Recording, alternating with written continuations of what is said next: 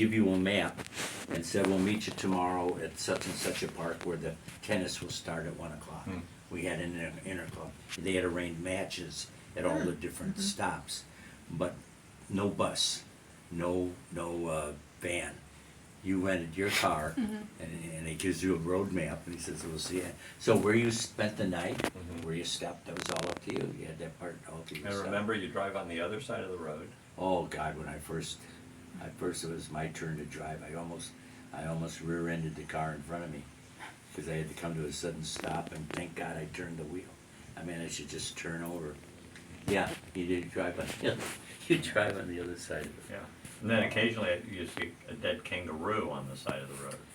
Oh God. That's weird. It's like in the south, you have armadillos. You went to Australia because of a business trip, right, with horses or something? Yeah, so I shot a video for the horse training video, and that was in Melbourne.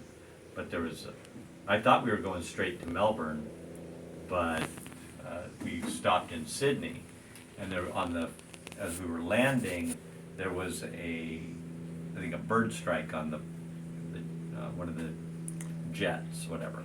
So I think we were supposed to have a short layover, but it ended up being like a 5-hour layover. So some people were upset. They were going, I didn't know if I'd ever be in Australia in my life again. Yeah.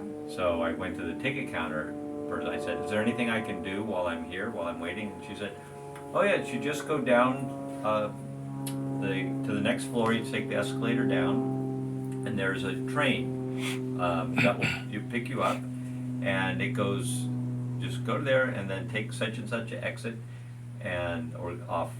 You get there, because it goes all the way to the end and then comes all the way back.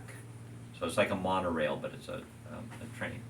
And got in that, and you stop, and it took me to where the opera house is, and you see the big bridge that you see every year at the fireworks. Yep. And so I got some. I stopped. There's that place to walk, and there's restaurants all along there. So I got something to eat and a beer, and I just sat at one of the tables and watched, because they were all running and exercising, and Everybody's outside all the time. yeah, and they're all big groups of people running up and down and exercising and walking, and then there was a woman kind of by the opera house, and she said, "Oh, will you take my picture?" I said, "It's okay if you take my picture." So then she took my picture of the opera house behind me, and then I was there for, I don't know, 3 or 4 hours, and then got back on the train because it was heading back the other way, and then took me back to the airport, and I got off the train, went in, and then got on the plane, and it took me to Melbourne, and then spent the time that I was in Melbourne, and then I had a couple days off in the work. See how adventurous you are when you're young? Yeah. You just, Well, I wasn't young. That was no, but I was alive. if you don't have those and that saved me. the anxiety attacks, I Yeah. never would have gotten on the train. I never would have, because I'd have been afraid of missing the flight out. I'd have been sitting there waiting for them to fix that plane, No, to leave the airport and get on a train and go someplace I've never been before. I know, it's a lot. Oh, But it was, As I recall, it was a short trip, all the way to Australia and back. You didn't stay very long. well, is it was. I think it was at least a week, maybe Okay. 10 days. I Okay. think it was All right. because it was around It was in December. Giving. Thanksgiving. Well, Thanksgiving, that's November into December, so it wasn't. Yeah, it Zane wasn't was Christmas. here because he helped me move, because that's when we moved. I thought you went when From we were West. younger. Australia? Yeah, no. I thought you went when we were in like the Lariat house. No, it was Mark West, because it Mark was West. 2000. It was when, yeah, it sort of saved me. It was like a $9,000 job. I got a video, the HD video camera. I had to upgrade to that. I was like, and then it was enough money to pay off some bills that I needed to pay, because that's when just my business was going down the tubes. And then I got that big job, and then that was able to pay off a lot of stuff, and then I got some other jobs, and it, That was the turning point. yeah, it really, because then I had to buy So I used the advance that she gave me to buy the video camera that I needed, or else I wouldn't have been able to, still would have been using videotape for a long time. So things We- just sort of happened at the last minute that, We were at the Rescue. Sydney airport, ready to come home, Marilyn and I. And of course, Marilyn always packs her luggage, just loads it up. So we're traveling together. I've got my suitcase, she has her big suitcase. So you're supposed to have 50 pounds, and she had like 60. And mine weighed in at like 35 or something. So I said to the woman, I said, well, if hers is 60 and mine is 35, the average is 85, and we're allowed up. No, she said, this one's too. So we had to open up the suitcase. I had to move some stuff from her suitcase to my suitcase. And finally, they weighed the right amount. I'll never forget that. Kneeling down and opening up, instead of averaging up, maybe it was too well, it's heavy. not the average, it's the person The that person has who to carry has to it, lift it, right. lift it, so it's But not, I remember I had not to the weight. take the stuff out of her suitcase, put it into mine, so they would both weigh 50 pounds or less. Oh, God. yeah, we The do that people now. are different, the Australian people. The women are a lot more aggressive. The women. Or and assertive, maybe. the men, yeah. I mean, And they're the not. men are always have a beer. Come join me. This is always friendly. Always mate. How you doing, mate? How you doing? It is just kind of a different atmosphere the way the people are. Just like in France, they're a certain way. England, there seems to be and Germany. The people are they have this national characteristic. And it seems to be pretty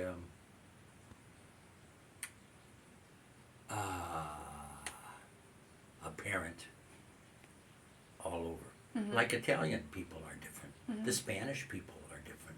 There's some sort of I don't know if it's the DNA or what it is, but they're just different, the way they react to things.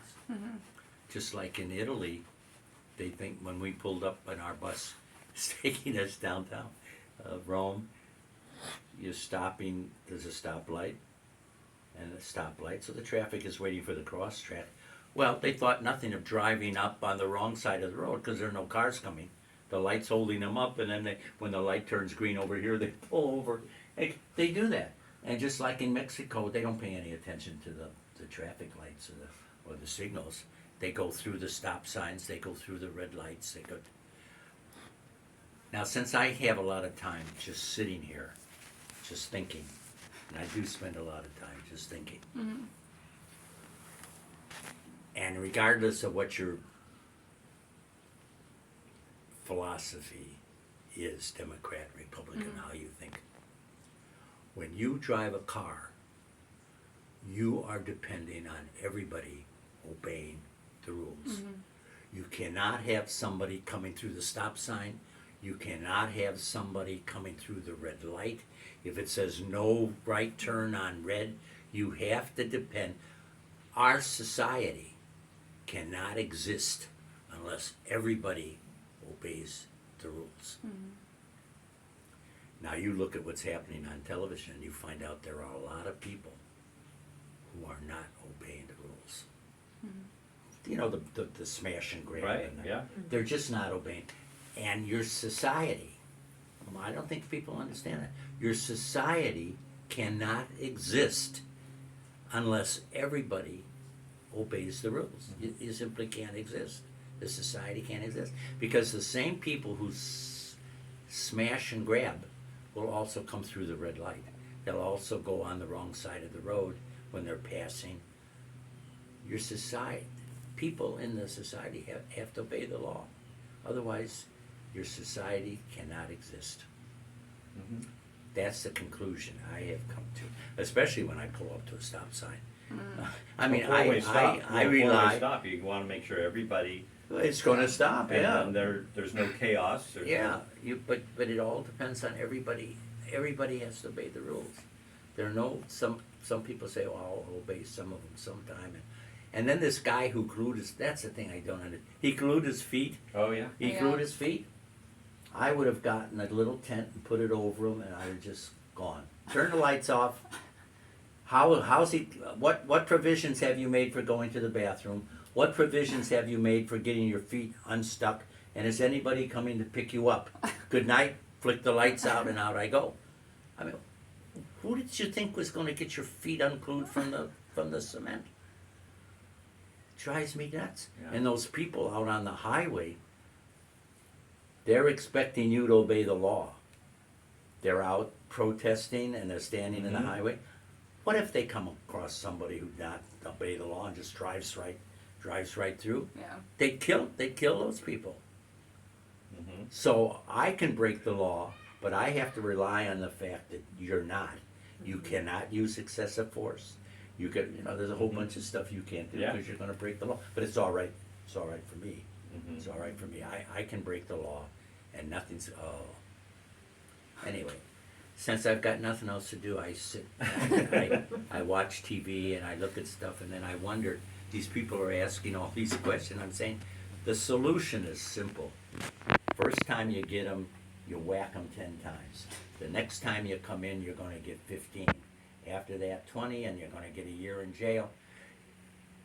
In England, if you are convicted, if you're convicted of armed robbery, 20 years. Second conviction, life imprisonment. Nobody carries a gun. Why? Because the punishment is just Yeah. it's too great. Yeah. It's too great. The reason we have so many lawbreakers now is because the punishment is not so great that they would never think of doing. In Singapore, they still cane if they catch the thief or something. In the city square, the shirt comes off, whack, whack, whack. And if we catch you again, it's more whacks. So there's very, very little crime. Very little crime. Well, anyway, so I watch television, they come up with these solutions. No, the pain has to be so bad, it just isn't worth it. And nobody in this country wants to inflict the pain. Which I don't blame them, I wouldn't want it. So I was like, you sound like you want to. No, You're you the take, pain. Yeah, You're you the snack. could- you yeah. take, the You fact that they're call not them all, yeah. they're not executing the murderers on death row. Yeah. They're not executing them because of the drugs don't work and this. Right. All right, you put them to sleep. That's not cruel. No, well, I think that, You come into their cell. I think vets should be the ones who put people to sleep. They kill animals all the time. Well, They just I know, give them but a so shot. It's like even vets, so, you just go have in vets and you do give it. them a sleeping pill, put them to sleep. You come in while they're asleep, you have a 45, bang bang right in the head.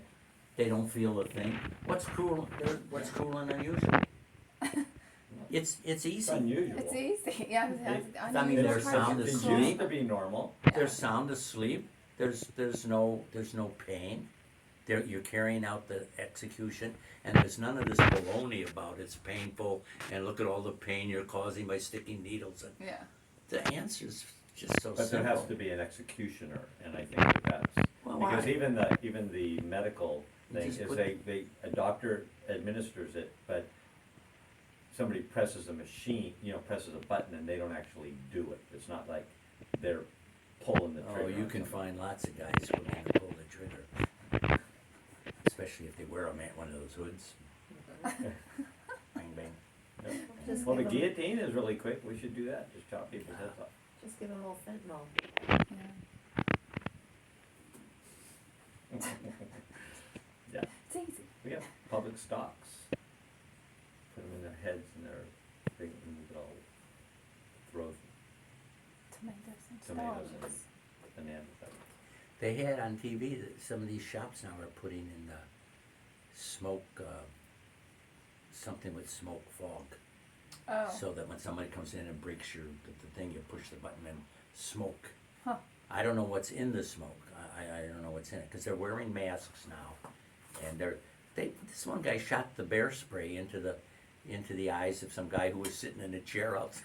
He's coming into the store. He sprayed the guy inside. Then he goes and apparently bear spray is a good Yeah. a good Like it's like a They were pepper using spray that type thing. at September 6th, or January, And this guy, did you see him on TV? The January guy 6th. that was doing the robbing weighs about 300 pounds. He's this great big black guy, and they said they're looking for him. They don't know who he is. Who in the world wouldn't recognize a 300, 6'2", 3 black guy in this neighborhood? And when they ran, they ripped his shirt off, and he's running to get away, and his pants were falling. His pants were falling down. They can't find him. They can't locate this.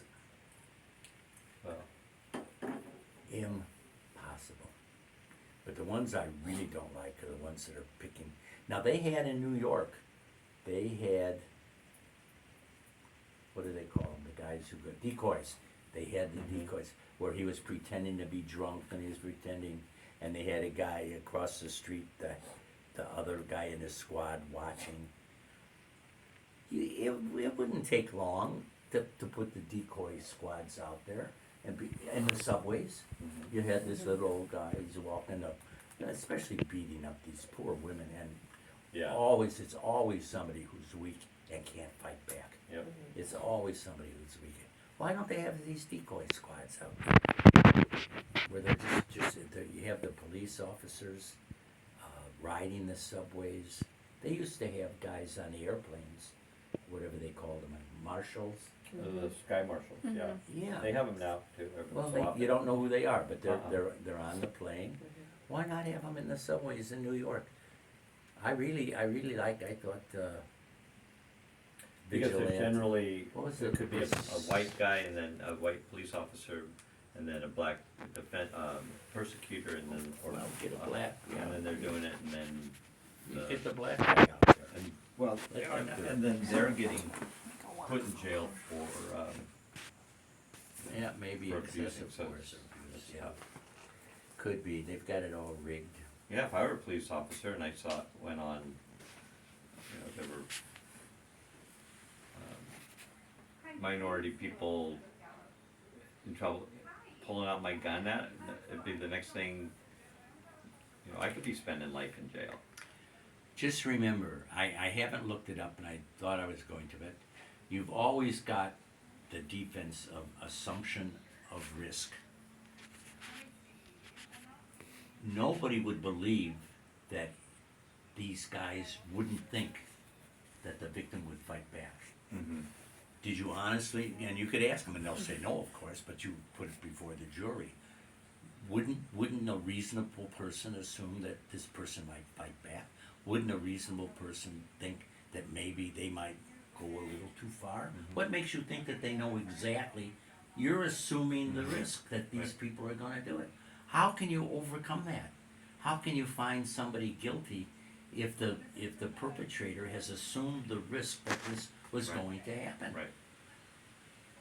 Your whole society, I mean, the fact that they have nets at the baseball game is all based on the fact that everybody outside the net is assuming the risk that they'll Right. get hit by the baseball. Right. If you don't want to get hit by the baseball, a foul ball, you sit behind, you buy a ticket behind the net. Mm-hmm. So if you have an assumption of risk defense, Yeah. and obviously every ballpark has, why don't you have the assumption of it? That's what I would do. First of all, I would claim I don't remember. Mm-hmm. When this person hit me, I don't remember. Once he broke my nose, whatever it is, Right. once he hit me, I don't remember what happened after that. You just happened to be dead after a while. Well, the next thing I came to, and the guy's laying there with a broken leg and stuff. I don't remember doing any of that stuff. He had to assume the risk that maybe I might become violent. Mhm. He had to assume the risk. But they haven't been using that. And there is obviously a good reason. These guys are good attorneys and they deal with this stuff all the time. But I still don't understand. And now they're arresting Trump in a county, not the state, the county. Well, if I'm the Republican Party, I would go to a Republican county Mm-hmm. and issue arrest warrants for all of these people because they interfered.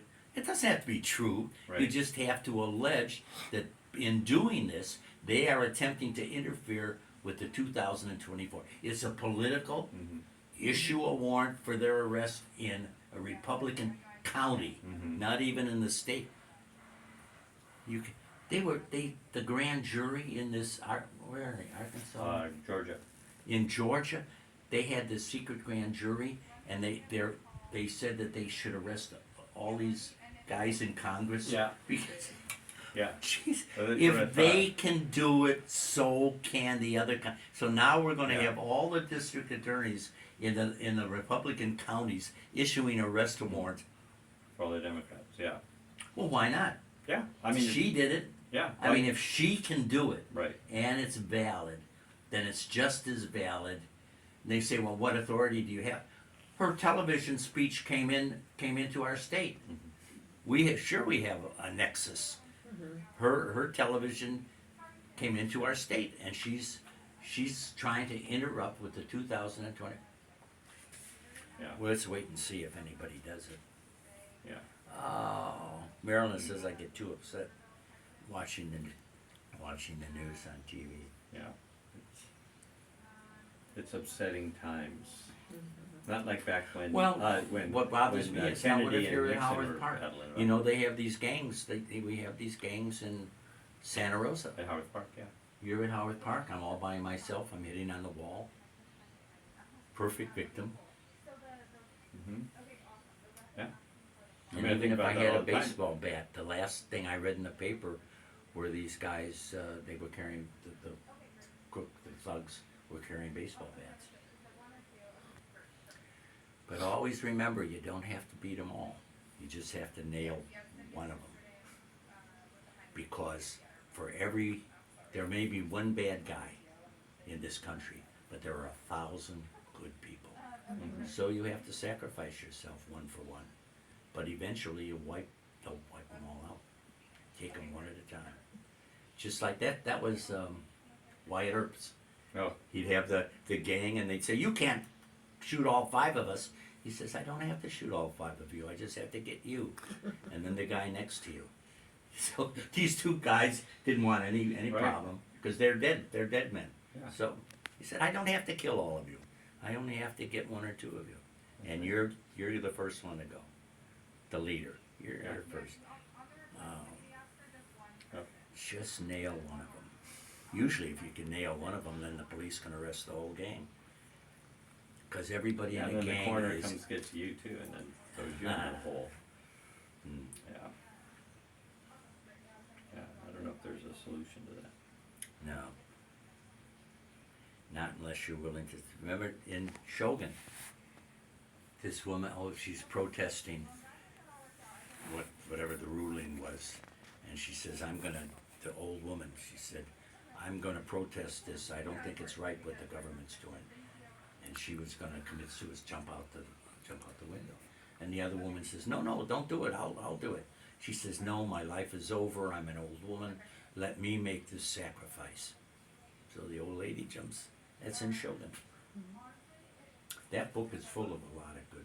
I read that I've read book. it. I read it about 10 times. I read it until I could understand underneath. There's stuff on top, but there's also stuff underneath going on all the time. Yeah, it took me a whole summer. I read it. Oh, that is some. And then I read This woman was gonna. The Fountainhead. She I read the Fountainhead. sacrificed her life. Yeah, you said that Shogun, Fountainhead, and Sybil were the 3 books that you... Oh, that's right, Sybil, with the personalities that Personalities. split every time something Something, trauma. traumatic. Whatever the trauma was, that's where her personality split off.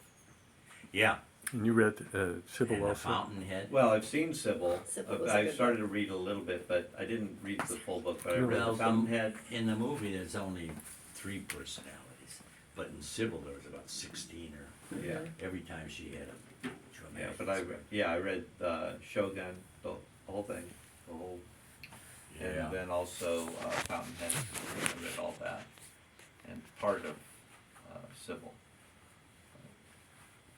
And at the end of Shogun, he said, let him build his boat.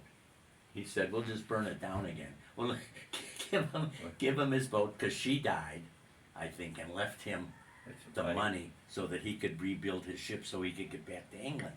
But he knew so much about the Japanese culture the emperor, not the emperor, the shogun was not gonna let him go. He said, let him build a boat, and said, we'll just burn it down again. He'll No, be I just- happy making his boat. I just remember more learning some Japanese. Oh, Konnichiwa, Yeah. Toranagasama. Yeah. So what, what's the story Tita? I'm Nothing, sorry, I I shut missed. I was gonna ask Taylor what I her shut up. plans are. So, nothing. I'm going out to St. Helena, but I'll tell later. So, just Okay. hanging. But if y'all want to go get food or something.